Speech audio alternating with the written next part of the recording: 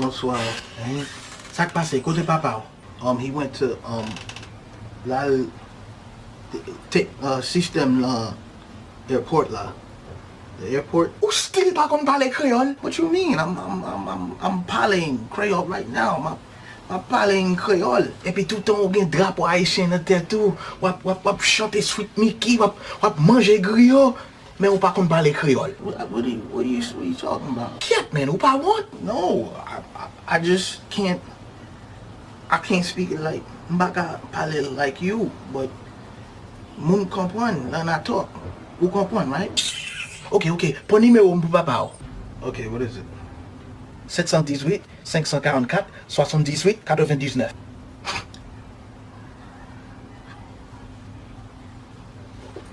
$718? No, 544? Wait, slow down, what? 78? What? 99. Who got like, deal like, on sell?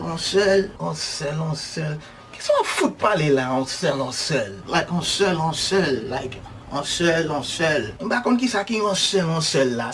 Qui ça y est là? No, like, set, and, like that, like, on sell. Ok, on allait. 7, 1, 8, 5, 4, 7, 8, 9. Alright, I got it. Ok, répétez-le pour moi. Alright, yeah. 718 Créole.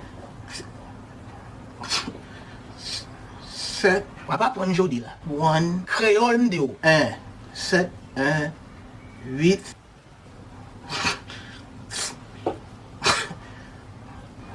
Créole.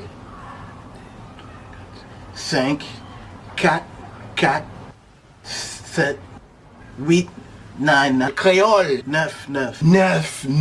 99. Ok, ma allez, m'grand goût. Moi l'acheter un légume là, vous voulez? No, thank you. No, thank you. Imbécile. Yeah, come back in. I'm gonna call immigration for you. And if I happen to speak formal English, there are certain values encoded in that. Not all students want to buy into that value system. And so when the teacher says, oh, that's not correct, there's a value built into that, because what the student hears is, my language is incorrect. Or if the teacher says, you should speak standard English, there's an implication there. What I speak is not standard English. And so we have to be very careful how we choose our words. Now, is AAVE an actual language? You're a linguist. Absolutely. And I know that this is a big deal for linguists. If you've listened to Bridget Anderson talk, it's a legitimate language. It's a dialect like any other dialect. It's not as prestigious as some other dialects. If you speak a Boston dialect, for example, that's a very prestigious dialect. But there's certain things you can say in African American vernacular that you can't say in formal English. I mean, can you imagine Zora Neale Hurston or any of the wonderful African American writers trying to do it in standard English? They're just ideas that you can't express in certain dialects.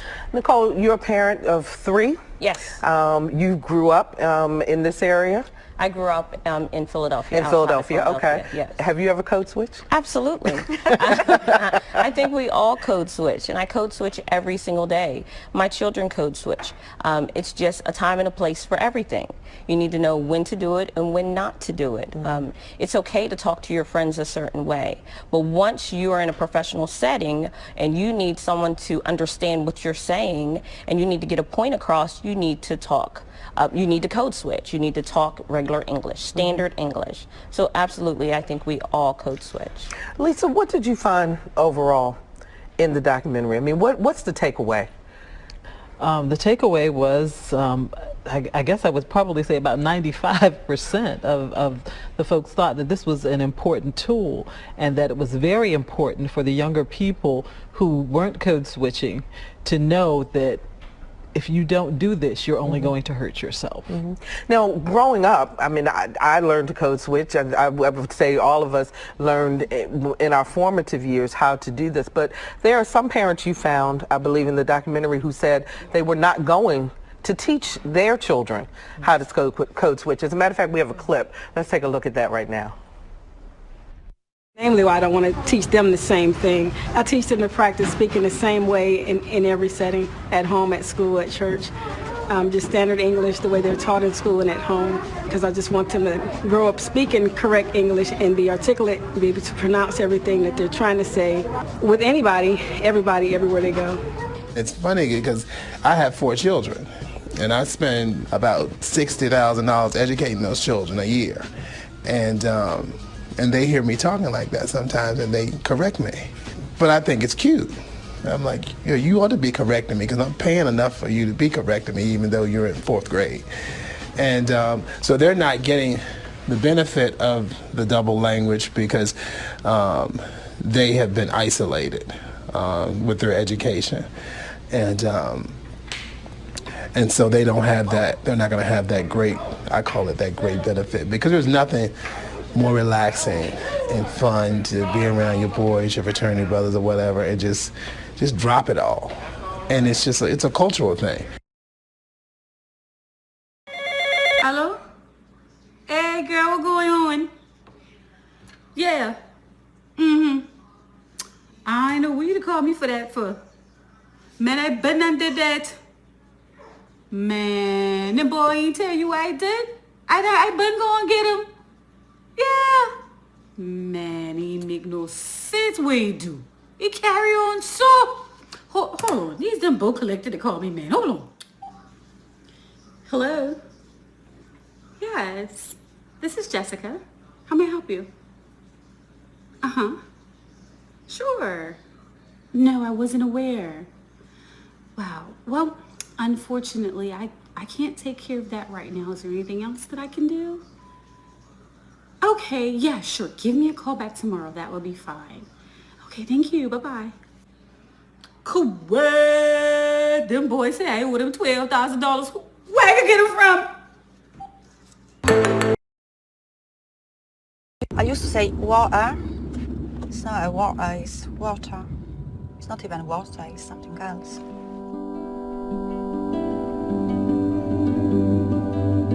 People were always commenting on how lovely accent you have, you know, where you're from. Dobrze.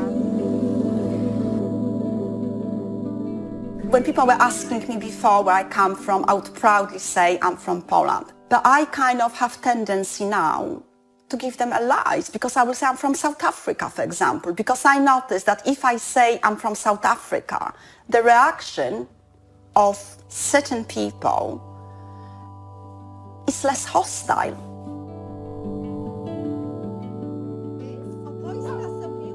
I feel that some people are unkind to me because of my accent. Gosh. And that makes me feel sorry. Oh, come on. I was working in Thanet, and obviously the UKIP was rising, so the sentiments from people was changing. The place where I was working was very insular, and they're basically saying I'm a rude person. Some people say maybe it's your accent because it sounds quite harsh. We'll do it. We'll do it. We'll get rid of the accent Yes. if you really want me to. A, E, I, O, U. Mind how you shape your mouth. Wake. So, awake. Wake. I think I'm still kind of bruised inside, but yeah, so it will take time, but you know, I'm just putting things behind me and here I am. I possibly will always speak with an accent. And I just hope that, you know, the time when I will be maybe very old and very fragile, and I will be in need of some kind of care, people would not discriminate against me because I have an accent.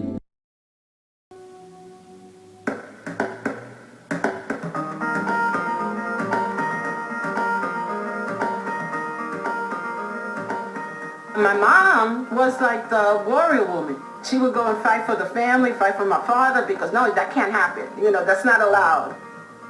My godmother, his daughter, was getting a special test to go on to Hunter.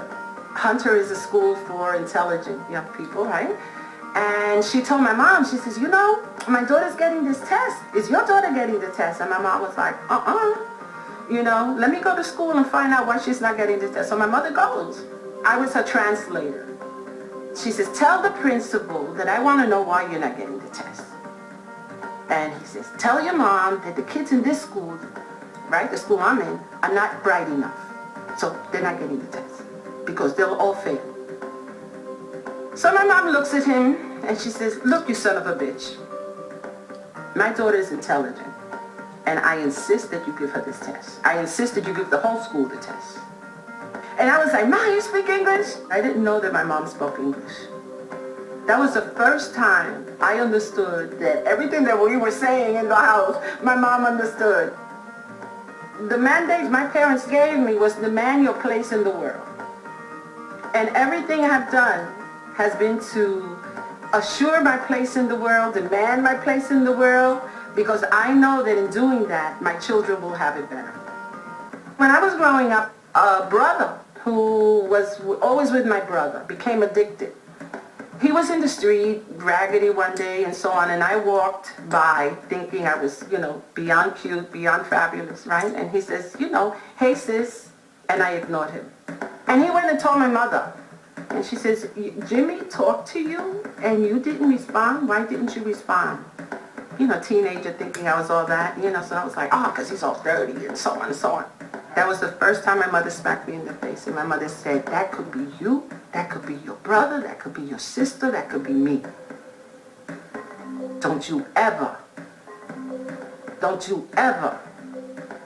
not recognize yourself in somebody else. That's being spiritual. My mama taught me.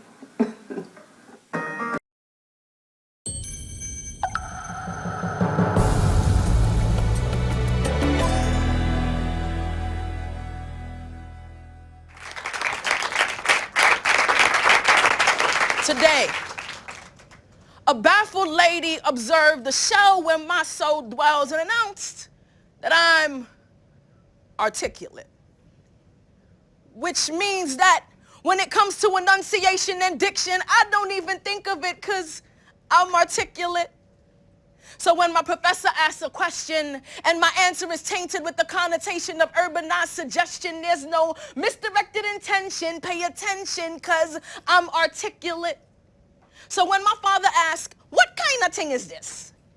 My articulate answer never goes amiss. I say, Father, this is the impending problem at hand, and when I'm on the block, I switch it up just because I can. So when my boy says, what's good with you, son? I say, I just fall out with them people, but I done. And sometimes in class, I might pause the intellectual sound and flow to ask, yo, why these books never be about my peoples? Yes, I have decided to treat all three of my languages as equal because I'm articulate. But who controls articulation? Because the English language is a multifaceted oration subject to indefinite transformation. Now you may think that it is ignorant to speak broken English, but I'm here to tell you that even articulate Americans sound foolish to the British. So when my professor comes on the block and says hello, I stop him and say, no, you're being inarticulate. The proper way is to say what's good. Now, you may think that's too hood. That's not cool. But I'm here to tell you that even our language has rules. So when mommy mocks me and says, y'all be mad going to the store, I say, Mommy, no, that sentence is not following the law. Never does the word mad go before a present participle. That's simply the principle of this English. If I had the vocal capacity, I would sing this from every mountaintop, every suburbia, and every hood. Because the only God of language is the one recorded in the genesis of this world, saying it is good, so I may not always come before you with excellency of speech, but do not judge me by my language and assume that I'm too ignorant to teach, because I speak 3 tongues. One for each, home, school, and friends. I'm a trilingual orator. Sometimes I'm consistent with my language now, then switch it up so I don't bore later. Sometimes I fight back 2 tongues while I use the other one in the classroom, and when I mistakenly mix them up, I feel crazy like I'm cooking in the bathroom. I know that I had to borrow your language because mine was stolen. But you can't expect me to speak your history wholly while mine is broken. These words are spoken by someone who is simply fed up with the Eurocentric ideals of this season. And the reason I speak a composite version of your language is because mine was raped away along with my history. I speak broken English so the profusing gashes can remind us that our current state is not a mystery. I'm so tired of the negative images that are driving my people mad. So unless you've seen it rob a bank, stop calling my hair bad. I'm so sick of this nonsensical racial disparity, so don't call it good unless your hair is known for donating to charity as much as has been raped away from our people. How can you expect me to treat their imprint on your language as anything less than equal? Let there be no confusion. Let there be no hesitation. This is not a promotion of ignorance. This is a linguistic celebration. That's why I put trilingual on my last job application. I can help to diversify your consumer market is all I wanted them to know. When they call me for the interview, I'll be more than happy to show that I can say what's good, what's agwan, and of course, hello. Because I'm articulate. Thank you.